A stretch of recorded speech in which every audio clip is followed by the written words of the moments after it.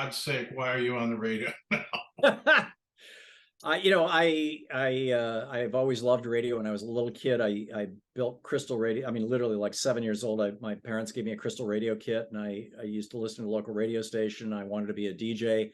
When I was 15 or 16, I got my first job as a DJ at a country western station in Michigan. I did that for on and off for a couple of years, different stations, different kinds of music. And then I did news for 7 years. And then I went into the business world for years. And Louise and I sold an advertising agency that we had in Atlanta in 1997, and retired to Vermont. And that was going to be the end of my working career. This was our fourth business that we had built up and sold, and we had some money set aside for retirement. And over the next couple of years, I wrote a couple of books. Last Hours of Ancient Sunlight, I wrote my book on ADHD that did real well. But George W. Bush started trying to talk us into this war in Iraq. And I was flipped out about it. And the only radio talk shows that I could find anywhere, in fact, we drove home for Thanksgiving that year from Vermont to Michigan, and all the way there, all I could find was right-wing talk radio.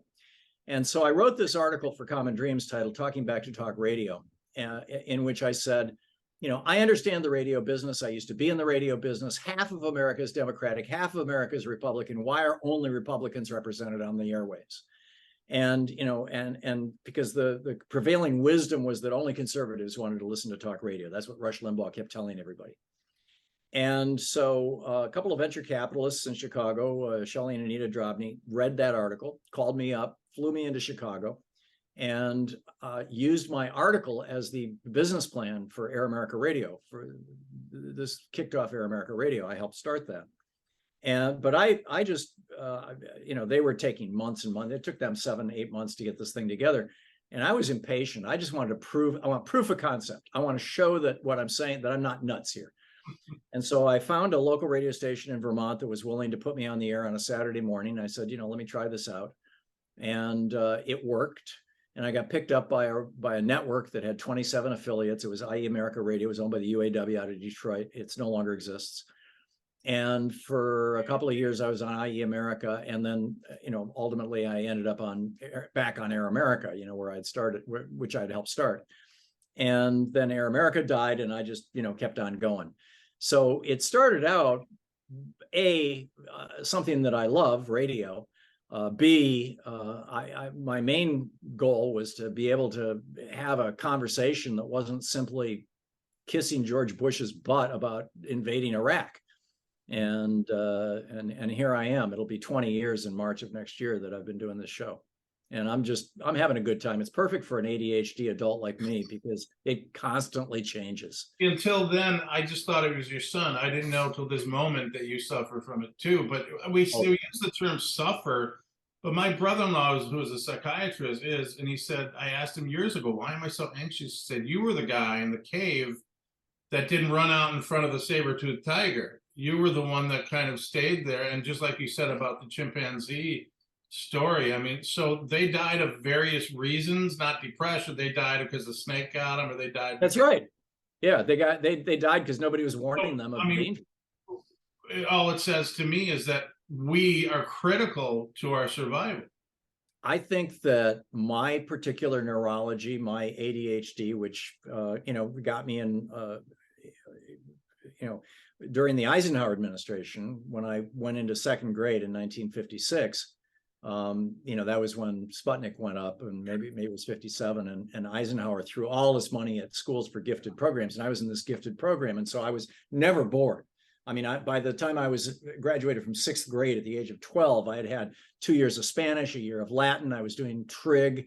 I was reading at a college level, but then I hit middle school, and I was insanely bored and constantly getting in trouble, to the point where, in 11th grade, I started a newspaper for my high school, an underground newspaper, and I published an article about the principal, and I got kicked out of school. I got a court order keeping me away from school.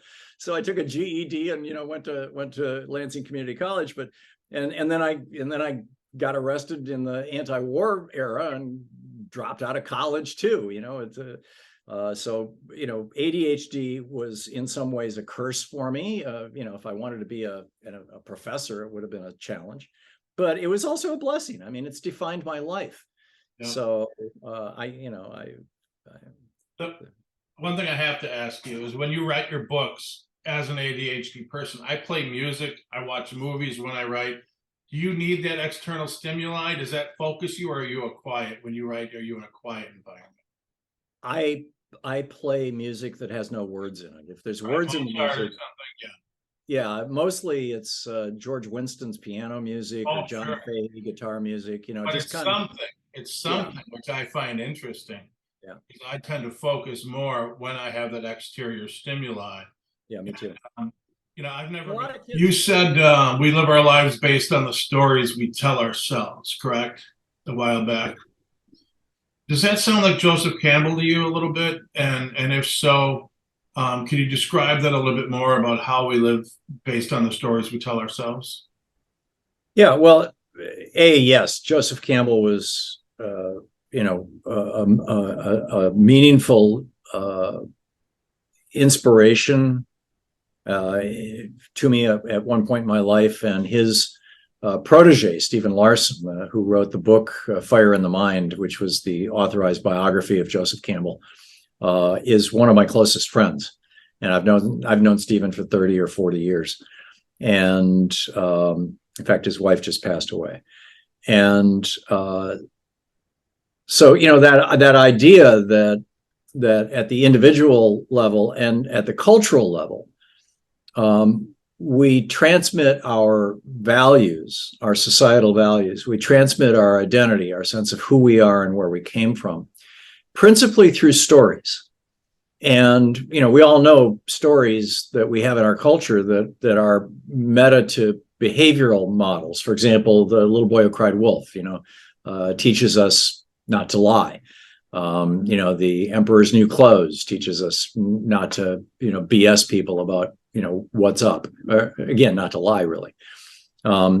There's, 1,000 examples. And we tell ourselves stories about ourselves too, as well, through the process of growing up. These are, there's these big societal stories that define cultures and societies.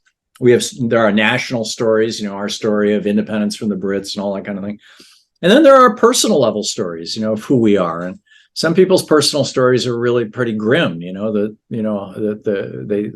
say to themselves that, they're the bad person or the unwanted person, or the unloved person or the unlovable person or whatever. And then there are other stories that are, or the broken person. And then there are other stories that can be very useful. And in fact, that was the basis of my attempt to reframe attention deficit hyperactive disorder back in the 90s when I wrote my first book on that. And it was published in 96, to say that, neurological differences across the spectrum, frankly. I mean, I haven't written much about anything other than ADHD, but I believe that this applies to the entire autism spectrum. And I'm increasingly thinking that ADHD is part of that. That, there are positives as well. And if we look at it in those frames, it literally changes not only our sense of self and self-worth, but our ability to be functional in the world. I hear so much about being on the spectrum, which I think is still an evolving kind of thing in terms of what's inclusive. We have a friend whose son was, Asperger's. He's one of the smartest guys. They were bidding on his services to go to graduate school. And I've always thought about people being in a box. I think you referred to a speech about a box when you were in Norway. When you talk about the story, and I believe personally and unscientifically that we create our story very early and in that box. And for instance, my fears, my loves, or all my things are in that box. You know what I mean by the box? That Sure. I carry it with me throughout my life, and I don't know what to do with that box anymore because, my fear of flying or my fear of anything was ingrained in me early. Is there a way out of the box? Yeah, I mean, really what you're defining in that metaphor of the box is our sense of self. Who I am, where I came from, what my purpose is, what my loves and fears and hates and desires are. To a certain extent, that is defined for us by temperament, which is a fascinating, entire different conversation. But I think temperament is vastly underrated as a variable in personality. Part of it is defined by our parents and how they raised us and what their expectations were for us and for themselves to a large extent, because parents tend to project onto their children their own struggles, right, and their own good stuff. And then also by our culture, and that's as small as the local neighborhood and the kids you grew up with, and as large as, you know, the Uber culture, the larger culture, the, you know, the movies we watch, the country we grow up in, the national mythologies, the stories of what humanity is and who we are. I mean, all the way back to, you know, in the Bible, Adam and Eve, and being told that man was given dominion over the earth, and literally taking that seriously and just deciding, hey, we can just destroy this thing because God gave it to us and we can just do whatever we want with it. You know, some of these stories are very, very useful. In fact, they're foundational to us. They keep us going. We fall back on them during times of crisis, and they motivate us. And others of these stories can be very dysfunctional. They can be destructive at a personal level and as a culture, and also at a cultural and societal level. I think one of the big areas where I play, where we see, or where I work, where we see these stories being writ large and really being the essence of everything is politics. Mm-hmm. Politics is really the science and practice of creating, employing, and sometimes swatting down stories. Well, touching on politics, which I try to avoid desperately when I do these pieces, I have to believe that a sensitive creature has been, their brains have been vivisected in the last 6 years. I don't know how much more we can take. And you think that these influences from the political landscape now have assaulted our faith in things, and maybe are doing irreparable damage to what we believed in, what America was? And I personally do, and I'm wondering what you think. Yeah, I mean, you know, I grew up in a world that was pretty much entirely white, and I don't mean just the neighborhood around me. I mean, I only saw white people on television. I only saw white people in the movies. When I did see people who weren't white, they were portrayed as villains or buffoons or minstrels, and you know that shapes your worldview. You can't avoid that, and that has been changing over the last 20 years as the demographics of America have changed, in part because of changes in our immigration laws in 1965. From 1924 until 1965, we literally had a law in the books that said that we could not allow immigrants into the country outside the racial proportions of the country. So if the country was 80% white, 80% of the immigrants coming in had to be white. In 65, we changed that and went to this lottery system. And suddenly a lot of people of color started immigrating into the United States. And now there's a large backlash against that by white people who realize that in some states, like in Texas, you know, white people are no longer the absolute majority. And in the United States, in terms of, you know, if you look at people under 10 years old right now, white people are not the majority. And that's, of course, going to age into the general population within the next decade. And it's going to change our voting, and it's going to change our politics. And so there's this enormous backlash.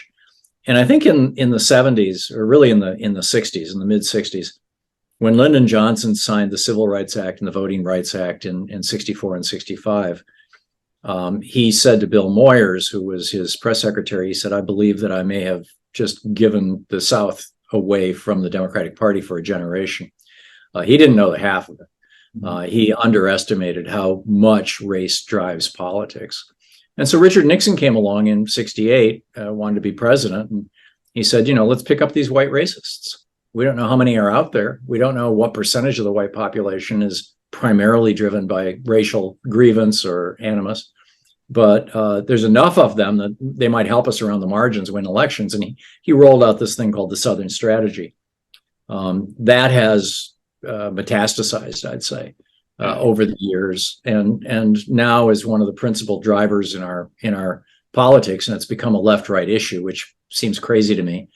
I don't know why conservatism would be racially conscious, if you're looking at the classic definitions of the kind of, Edmund Burke conservatism.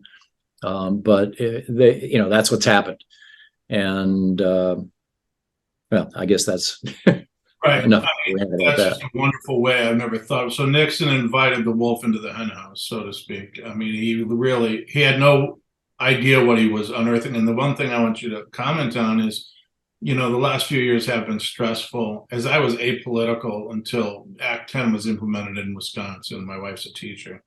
And then I started thinking, wow, this is starting to affect me directly. And I guess I said a metaphor was, you look under a rock and you find the maggots and you find the horrible things.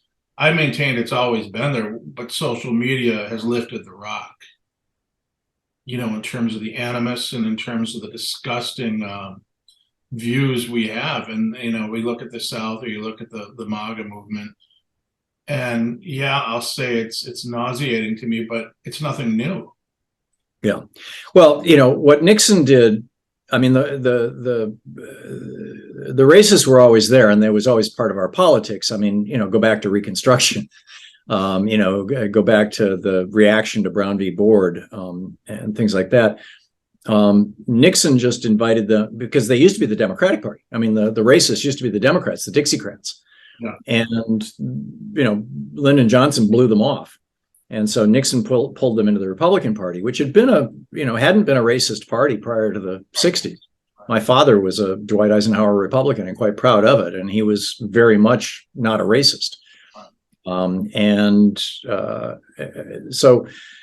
But I think what really happened was over the last decade or two, largely since the Willie Horton ad in 1988, we've seen politicians, largely Republican, occasionally Democratic, using, shouting out to the white racists by way of saying, hey, come on over and vote for me. And increasingly, it's politicians who really their first goal is to dance to the tune of big corporations and billionaires who are doing this. There was another point I wanted to make. You kind of rolled a couple of questions into one there. What was the second part of your question? I'm not really sure. Just terror and sheer wondering how all this, it's not really a question as much as an observation that I've been living with in terms of it always being there. And well, let me segue to something else since I completely forgot where I was. In terms of my wife's a teacher. My apologies. No. My wife's a teacher, and just briefly, half her class may suffer from ADHD. It's just so prevalent. It's probably in, the air or water. How can she address a larger body at one time? And I don't mean to put you on the spot with that, but I mean, is there a way a teacher, and I'm imagining that ADHD and worse is so common now that, we don't know why, maybe we just never diagnosed it before. But do you have any suggestions as to how someone handles 10 people at a time or 20 people? Yeah, I do. 27 students right now, and I guess 14 of them have some sort of ADHD. Wow. Yeah, I'm not surprised, frankly, because the diagnoses are going up. Let's first define the frame here. My argument is that attention deficit hyperactive disorder, with the exception of really extreme cases, which I think are probably something different altogether, but that ADHD, it's known by a constellation of three primary symptoms: easily distracted, or easy distractibility, a desire for sensation seeking, and well, I'm blanking on the third one. It's been a long time since I've talked about it. You and me both. Yeah. In any case, the back in the day, the hunter gatherer who was easily bored, who was easly bored, would be the one who went out into the field looking for dinner. It was a survival instinct. Whereas when the agricultural revolution happened, the guy who could pick bugs off plants all day long, day after day after day, was ideally suited evolutionarily for survival. we imported into our schools the old factory model of, put the bolt on the nut, or the nut on the bolt all day long. And these kids don't work well within that factory model. These kids need the stimulation, they need the excitement, they need to be engaged, particularly when they're smart. It's particularly difficult with the really bright kids. And so I'll tell you a quick story. I was giving a speech in the late 90s on ADHD in Taiwan. I had heard that there was some just remarkable, innovative stuff going on in the Taiwanese public school system. And I don't speak Mandarin, so I didn't understand the content of what was happening in the class. But there was a teacher, she had about 30, 35 kids in her class. And she's up in front of the class, and she, for about 5 or 10 minutes, is explaining a concept on the board and talking, and it was only 5 or 10 minutes, just kind of laid that down.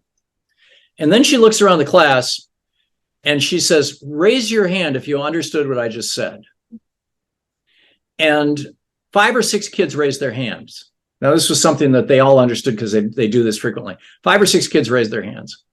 And so she said, great. Okay, so she had those 5 or 6 kids then stand up, and the kids around them, immediately around them, formed little circles around them. So now we've got 5 or 6 little circles in the classroom.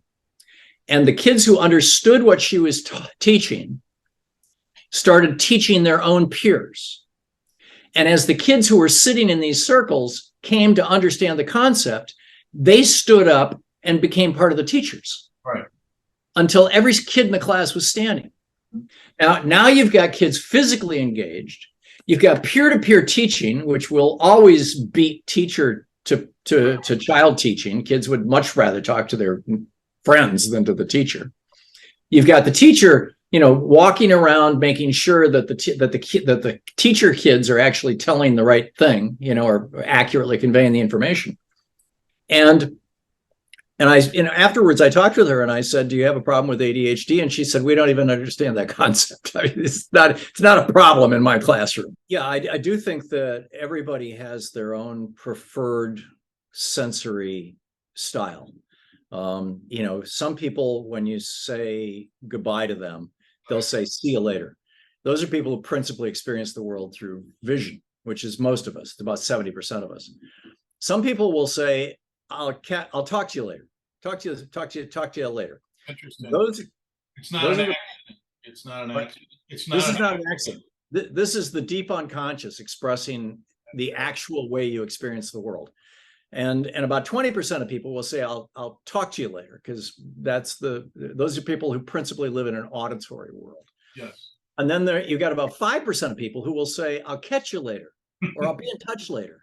And those are people who experience the world through touch, through emotion, through sensation. Or in other words, they have a kinesthetic way of understanding the world. And those are the 3 principal systems that we employ to understand the world, to interact with the world around us. So the best teaching environments and the best communication environments really are ones that incorporate all 3, rather than just picking the one that's most common, which would be visual. You want to try to do all 3 in anything that you can do. And you also, if you're talking to a group of people, you want to sometimes use visual metaphors, like, now we can really see how this works, and auditory metaphors, and we can tell ourselves the story of how this works, and kinesthetic metaphors, and we get a good solid feeling and understanding that we can really get hold of to carry this information forward. So that would all be one sentence that would reach literally everyone in the audience. Whereas if you simply said, now we see what we're talking, now do you see what I'm talking about? You're only talking to 3/4 of the people. That's, I think, a really important concept. And I write about it in my book on succeeding with ADHD. I forget the title of that book, but because it got reissued with a new title last year, a couple of years ago. I ordered it from the library. I'm waiting for it. Yeah.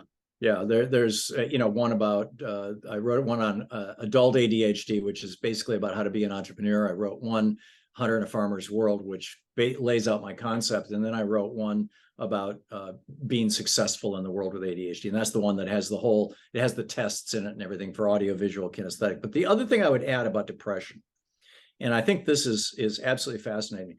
there was a study, and I've been looking for this for years. I heard this in the 70s on NPR, or on the local NPR station in East Lansing when I lived in East Lansing. It was on the MSU station. And I have not been able to find it since then, but I remember it quite vividly. Somebody had done a study with monkeys, because they found that, or chimpanzees specifically, and what they found was that the percentage of humans who experience episodic clinical depression, who are bipolar or who are prone to depressive episodes, is measurable. And it's a relatively small number. I don't remember the number now, but it's like somewhere between 5 and 15%. And it's the same for monkeys, or for chimpanzees. The same percentage of them exhibit depressive behavior on a regular basis. And so then the question becomes, why? Where did this come from? So what they did was they had this was like one of these wild environments where they could interact with these chimpanzees. And so what they did was they targeted the chimpanzees who were behaving like they were depressed. They hit them with tranquilizer darts and literally took them out. It didn't kill them, just removed them from their community. And the assumption of the scientists was that the entire community would just start partying. Hey, the bummer guys are gone. We can have a good time. All the people who are depressed. And what happened was that when the researchers, when they pulled the plug on the experiment a couple of months down the road, about half the monkey troop was dead. And what had happened was the depressive ones, the classic symptoms of depression, they were not sleeping well at night. They were hypervigilant. They were not socially engaged typically. So they would move to the periphery of the group. They would be awake half the night, and they were constantly on the alert and, for danger. And they were the community's early warning system. They were the ones who consistently spotted the boa constrictor or the leopard or the cheetah that was coming through the woods for the rest of, for the party animals, for everybody else. And you think about, people who, famous people in history who have really struggled with bipolar disorder or depression. Winston Churchill's probably the most well-known example. And I think he was the guy who was warning. He was the one waving the flag. Look out, take Hitler friggin' seriously. Yeah. And wasn't he also the one that said, we're never giving up, in essence? Yes. He had that monomaniacal vision where he said, where no one else would, England would be like, it's over. I'm not trying to pretend I know a lot, but I do remember enough about him that he was monomaniacal, and when he knew he had to. We will fight them on the beaches. We will fight them in the air. We will fight them in the cities. We will never give up, never give up, never give up. And he learned that from fighting with his own depression his whole entire life. Okay. Happy Christmas or happy holidays or whatever the hell you say these days. Yeah, for me, it's Christmas, whatever it is for you. Merry Christmas, because it is for me too. But Merry Christmas. Thanks, Tom. Thank you, brother.